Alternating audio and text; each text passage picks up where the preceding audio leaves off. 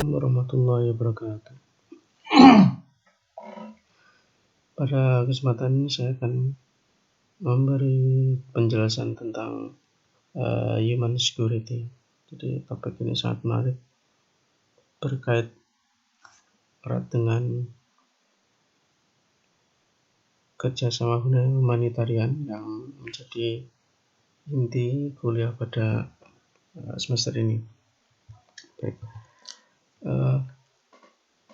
Kira-kira human security itu terkait dengan 3 tema penting yang ada di sekitar manusia, di mana manusia itu membutuhkan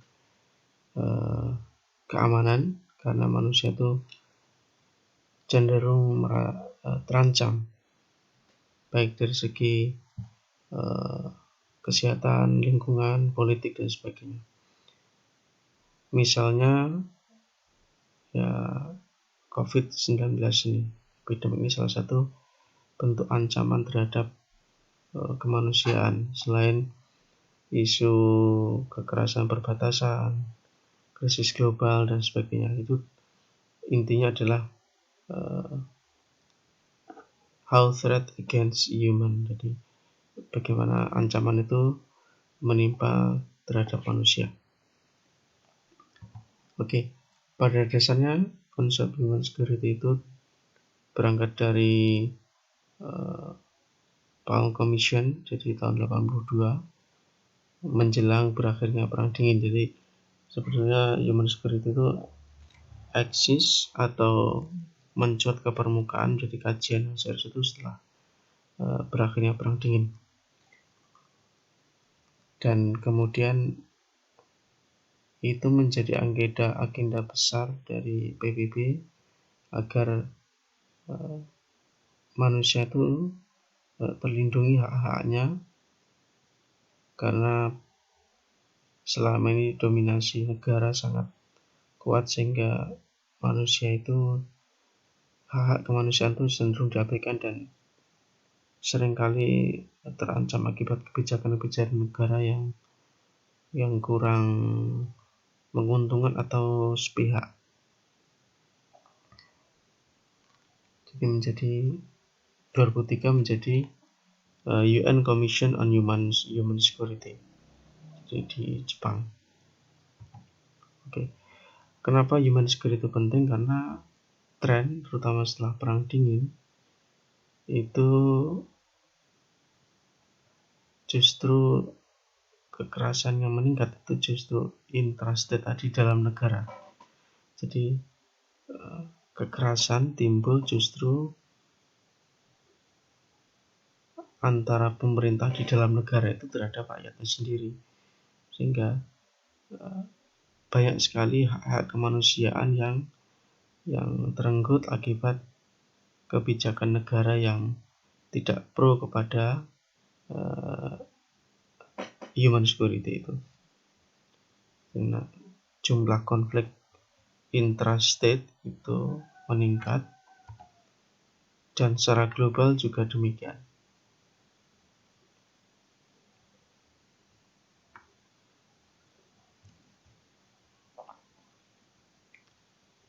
Jumlah konflik bersenjata antar negara menurun secara global, tetapi di dalam negara justru meningkat, khususnya di Amerika. Ini jumlah konflik bersenjata antar negara, ya traditional konflik ini menurun. Nah, apa konsep human security itu?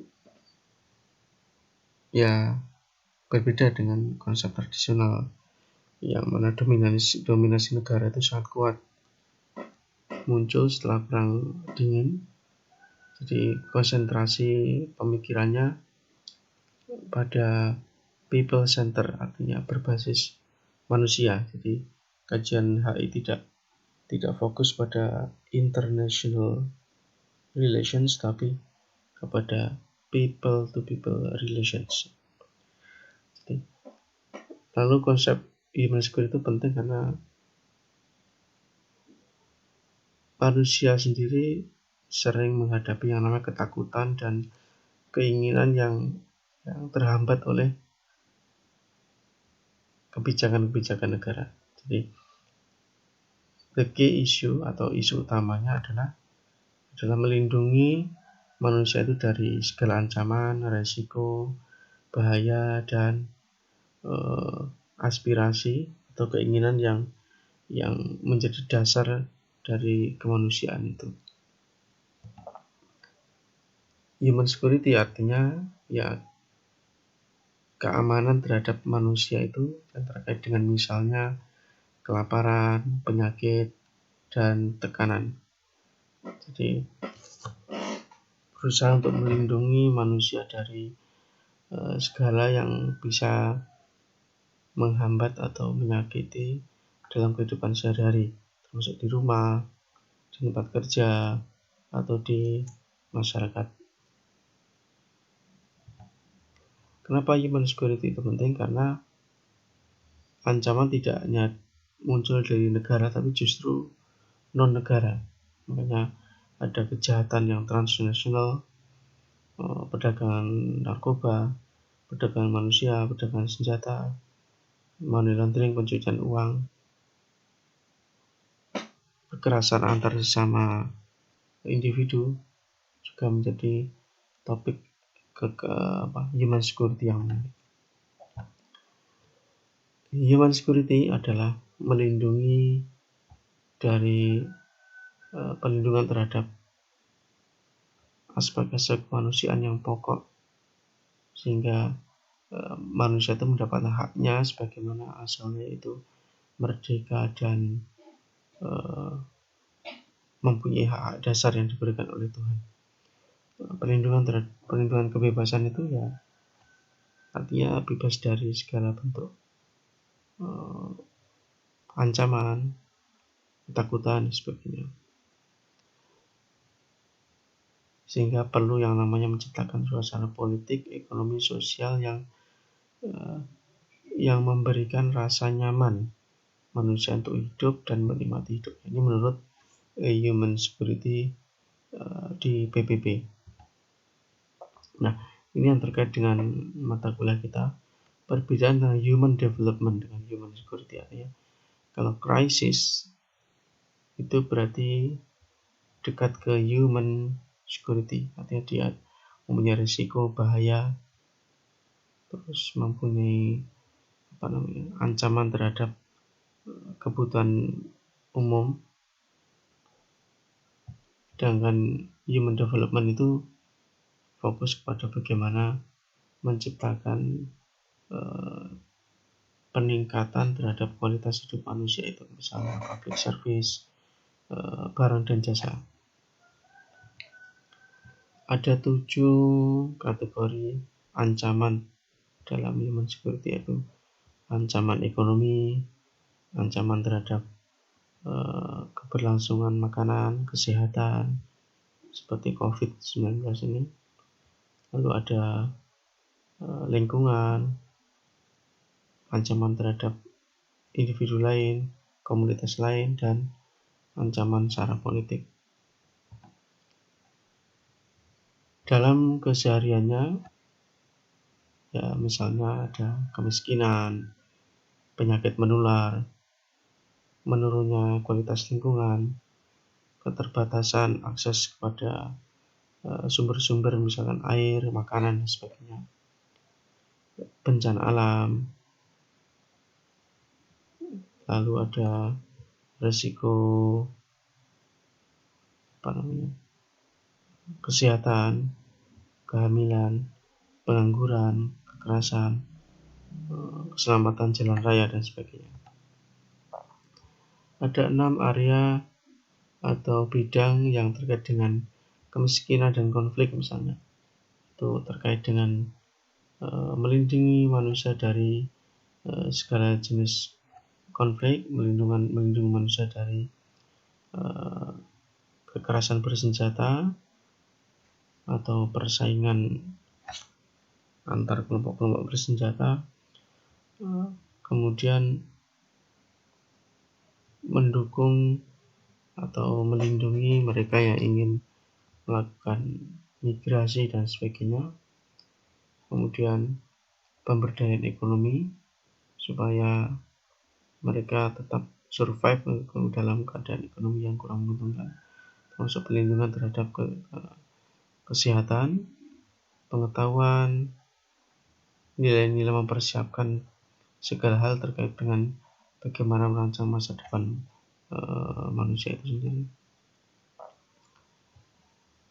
Ini saya kira contoh terkait dengan bagaimana kesehatan itu terkoneksi dengan masalah-masalah human security, karena terkait dengan ketakutan, kekhawatiran, bagaimana penyakit menular itu akan mewabah ke berbagai hal kehidupan sehingga manusia itu perlu dilindungi. Nah, ini hubungan antara kesehatan dan human security. Jadi di sini ada penyakit menular, ada kemiskinan, ada kesenjangan, ada konflik, kemudian masuk kepada lingkungan kemanusiaan itu, lingkungan manusia, sehingga ada hal-hal yang harus diselamatkan akibat adanya problem human security ini, termasuk diantaranya penyakit menular.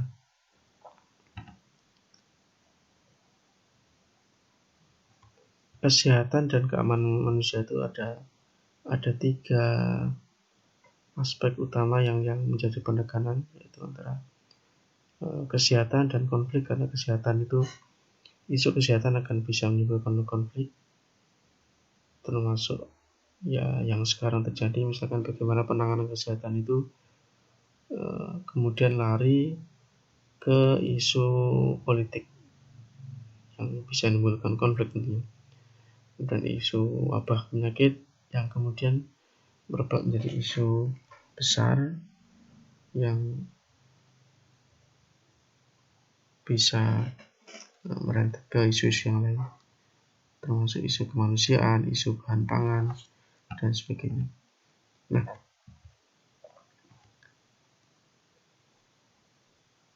dalam aspek konflik misalnya, jelas isu kesehatan itu menjadi penting karena akan terkait langsung dengan bagaimana manusia atau mereka yang terlibat dalam konflik itu langsung bersentuhan dengan bahaya, termasuk bahaya kesehatan, bagaimana kualitas di pengungsian, kualitas makanan, suplai bahan makanan, bagaimana proteksi keamanannya, bagaimana proteksi kesehatannya, itu sangat penting, harus diperhatikan. Bagi saudara kita yang di Afrika atau di kawasan-kawasan konflik, tentu ini menjadi menu sehari-hari, bagaimana mereka harus survive dan hidupnya sangat rentan karena keterbatasan akibat konflik itu. Nah, ini kita lihat sama persis kondisi sekarang, bagaimana wabah itu menjadi sebuah bencana yang kemudian sangat mengancam terhadap eksistensi manusia, bahkan berimbas ke sektor-sektor lain. Adanya lockdown itu sangat berimbas tidak hanya kepada bagaimana penyebaran penyakit itu, tapi berimbas pada bagaimana kesiapan pemerintah menyediakan bahan pangan, menyediakan keamanan, menjamin mereka tetap di rumah, tidak memberi rasa takut, memberi rasa aman, termasuk tantangan-tantangan yang harus disiapkan karena itu menyangkut nyawa manusia itu. Jangan untuk kemiskinan, sudah banyak dibahas tentunya terkait dengan bagaimana bantuan itu tersalurkan kepada mereka yang dalam keadaan kurang menguntungkan. Baik, saya kira itu yang bisa saya sampaikan. Terima kasih. Assalamualaikum warahmatullahi wabarakatuh.